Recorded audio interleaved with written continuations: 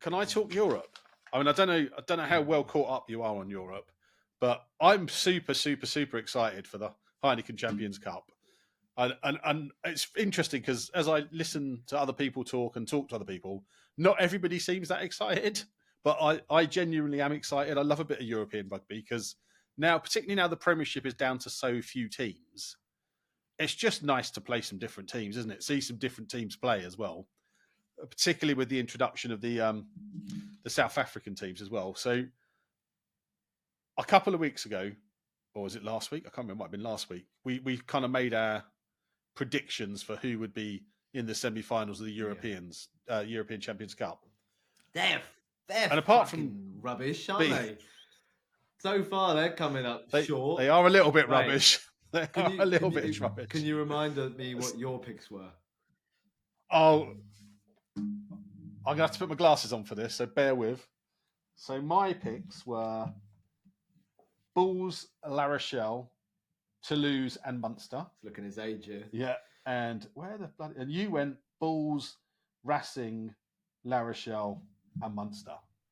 So, I mean, not wanting to tear you apart because I'm equally as bad, but two out of your choices there, La Rochelle have gone back-to-back defeats, as have Racing. Can you believe La Rochelle have got beaten at home by Leinster and then got beaten away by Stormers? I can't believe the Stormers.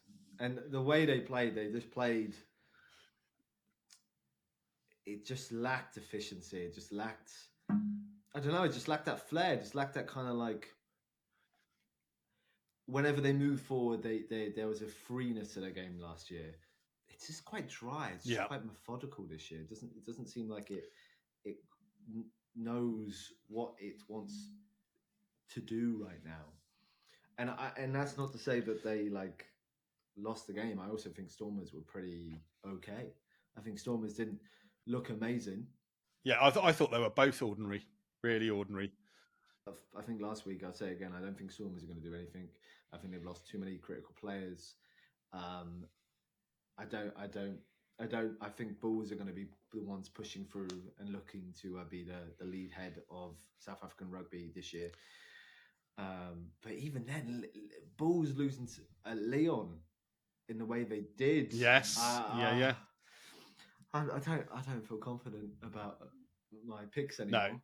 No, I don't. I mean, as you say, that game yesterday, La Rochelle Stormers, it was a poor game.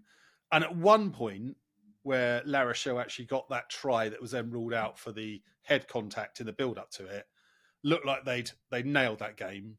And the fact that Stormers actually came back with that last-minute try and a really difficult conversion to win it.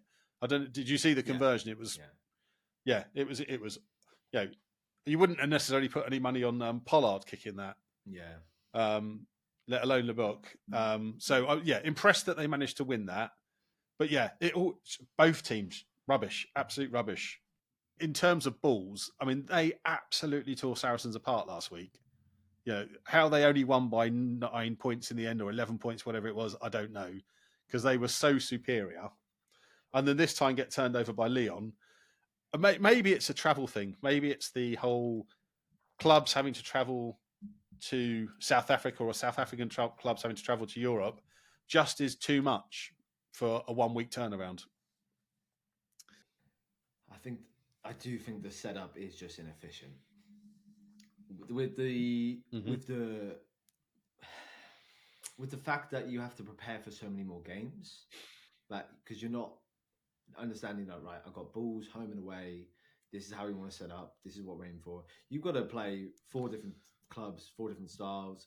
You have to play, as you said, 2 of them guaranteed. Obviously, going to be away.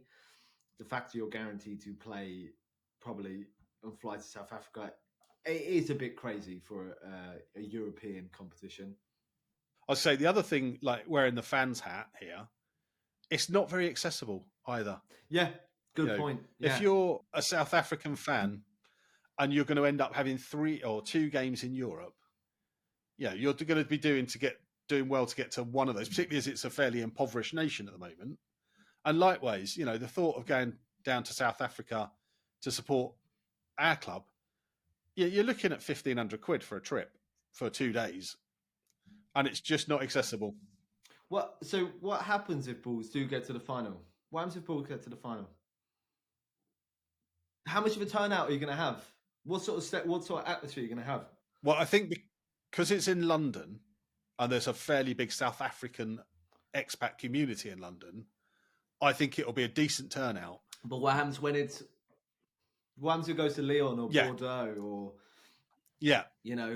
where was it? It's going to fall off a cliff. It was in Bilbao. Bilbao, that one. There's in northern Spain. It's going to be very limited. It's not going to. It doesn't create.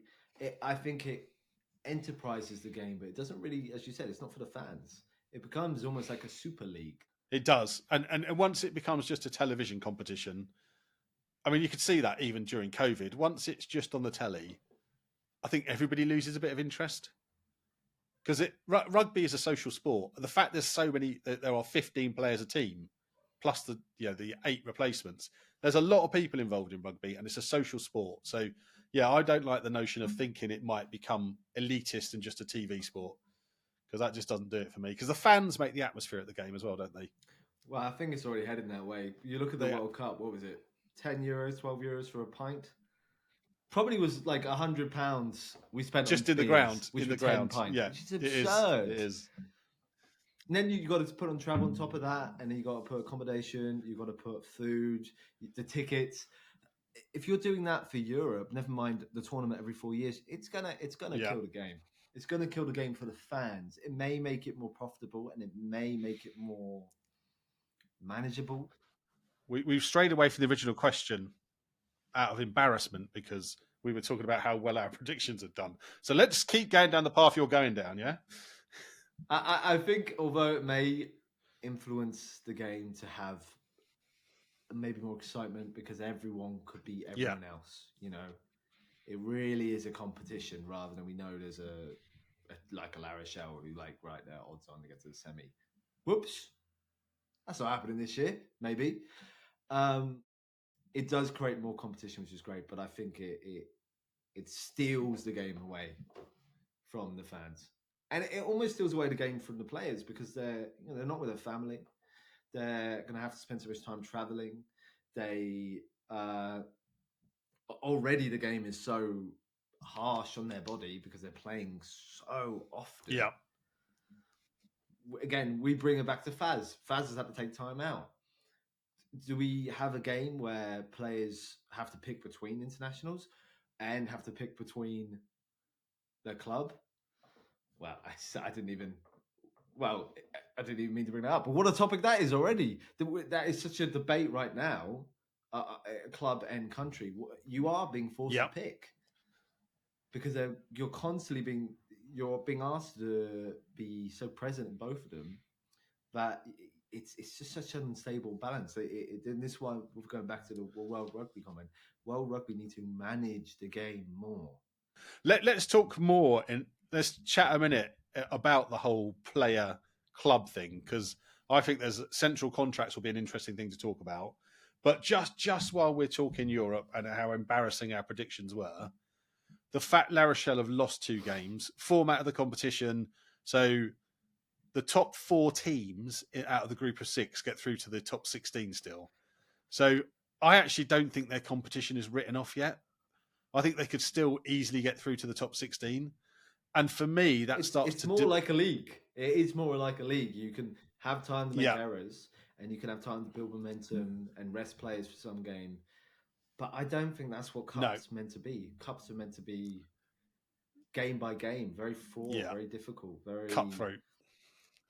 Yeah, and a lot of teams have chosen or have made that balanced decision by saying, actually, we're going to play second string teams at the away games and bank on winning the home games. And I guess I hadn't really thought about this until we started chatting about it now, but the competition is called the Champions Cup, right? Going into that competition, there are only 3, possibly 4 teams who are actually champions, because you've got the 3 from the different European leagues, and possibly you've got the champions from last season's Champions Cup. So you've got already a competition that's overselling what it is, because it's not a Champions Cup. It's top clubs in Europe. Well, if you look at England, top 75% of the clubs in your league go through to that competition. And then you've got 24 teams in it, right? You've got 24 teams in it, and actually only 8 teams from this massive pool stage end up not getting through to the knockout rounds. So where's the jeopardy? There is none, is there? To the point where La Rochelle, having lost 2, they could still win this competition. They're going to make it harder for themselves because they're going to end up being drawn away in the last 16 games. Even Racing, who I have to say have been a bit underwhelming, again, although it was one of our predictions was they get through, they've lost 2 games in the bounce. They could still win it. I don't think they will. I think La Rochelle could still, but I don't think Racing will. So I think just the structure of the tournament is wrong still. It's better than it was for the last couple of years, but it's still wrong. I don't know. For me, I think it's worse. Okay. I think it is worse. I think they're trying to make the game more commercial, and they've made the game worse for it rather than they've done both. I think they've tried to create more games, more money, travel, more revenue, more like more everything, so there can be more products, more money. But they've diluted the quality of the game. They've diluted the quality of the competition. And like you said, if you lose 2 games, you should be out. That's pretty much you being out. Unless like something goes on with the group and everyone else has a blunder and you somehow manage to sneak through on tries difference or whatever. But like this should be almost exciting that the game now opens up and we can be like, La Rochelle may not even get out of the group stages. Anyone could. There's a much more high chance of like a team like Leon could win. Racing didn't get through. Oh my God, we could see Bordeaux burst through the scene and actually could win. We could see Munster perhaps winning the competition for the first time in 20 years. So, but we aren't allowing the fans or the clubs to have that opportunity anymore because you're just saying like, don't worry, make a couple errors. The big boys will come through when they have their day later down the competition. It's just, if anything, I think we're going to see, although we've opened it up and we're going, hey, here's more quality, all we're doing is letting everyone else have more opportunity to make the errors for the elite teams to just peak at the top. No, I'm completely with you there. And do you know what? I've completely changed my bloody opinion during this conversation because I started this by saying how excited I was about the Champions Cup. And now I'm just feeling quite riled up about it. And I guess the thing I do love about it is I love seeing the different teams compete who wouldn't normally compete. That for me is refreshing. It's exciting. You know, Quins versus Toulouse today. I was even going as far as trying to get a ticket for that game because I just wanted to see Toulouse. It was sold out when I tried, but you know, it got me that excited. But actually, the format is still not perfect. The format actually needs to go back to those. The 6 pools of 4, where if you had lost 2 games, you were definitely out. But I think the interesting thing for me will be to see if they maintain this format into next season as well, or whether there will be a little thought about this still isn't quite right. It will depend all on the money, and I think this will generate more money. And I think as well, a lot of these governing bodies, they kind of let things run for a year or 2, maybe a third year. They don't. I think to have this set up, they've already probably had about 3 years of build up to this setup.